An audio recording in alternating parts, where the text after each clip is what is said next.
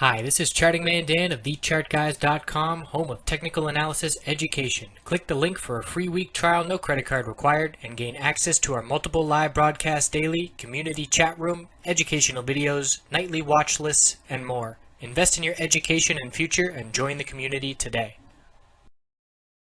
Hey everyone, looking at SPY daily weekly time frame. So we had a gap down open today, pretty weak start. The bulls did buy that dip on the backs of the oil inventory report.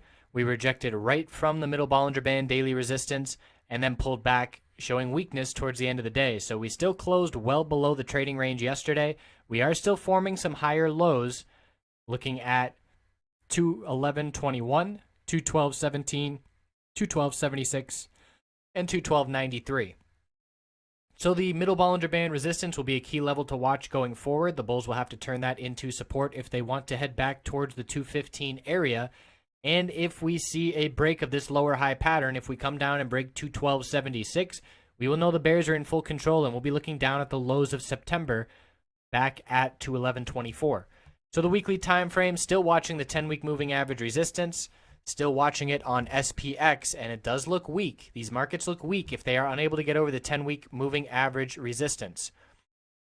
So that level is 2151.63 on SPX, and we've rejected 5 of the last 6 weeks. So if we cannot get over this level, we are going to test the lows of September, and if we break the lows of September, we're looking at 2100 and then 2070, where the 50 and 100-week moving average supports line up. So not a strong week by any means. Weakness creeping in here, and that weekly chart, every time I look at it, I get a little bit more bearish on the overall markets. So let's look at the 5-minute chart today, and lots of reaction to the inventory report, obviously.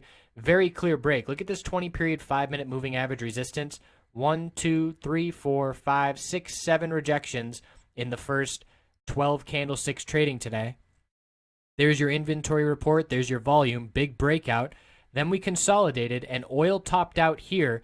And then the SPY bulls showed up again out of nowhere without the help of oil there. So that was an interesting extra leg to the upside. We slowly traded sideways and trending down slightly. Lower highs, lower lows. Looked like a bull flag at this point on a lot of time frames. And as I was highlighting today on the webcam, that you can get an indication on when a pattern is no longer a bull flag by the volume. So look at this 30-minute chart. There's your big bull flag. Now we're consolidating, bear volume decreasing. That's exactly what the bulls want to see. But now we're starting to see the bear volume increase. And so now we know, okay, this is unlikely a bull flag pattern because bear volume is increasing. That volume is very important to watch how that pattern plays out. And in this instance, oil gave back all the gains from that big breakout on the inventory report, and SPY gave back most of its gains as well. We did see a rally into the end of the day, but not significant on the daily time frame in terms of bullish action. So that's what we're looking at heading into tomorrow. Still a bearish lean. We do have some earnings here after hours. We'll see if that has an impact on the S&P 500. Yesterday's earnings were pretty lackluster, and we definitely had some downside momentum due to that. So we'll check back in. We'll see how we set up tomorrow pre-market, and I will see you tomorrow after the bell. Thanks for watching.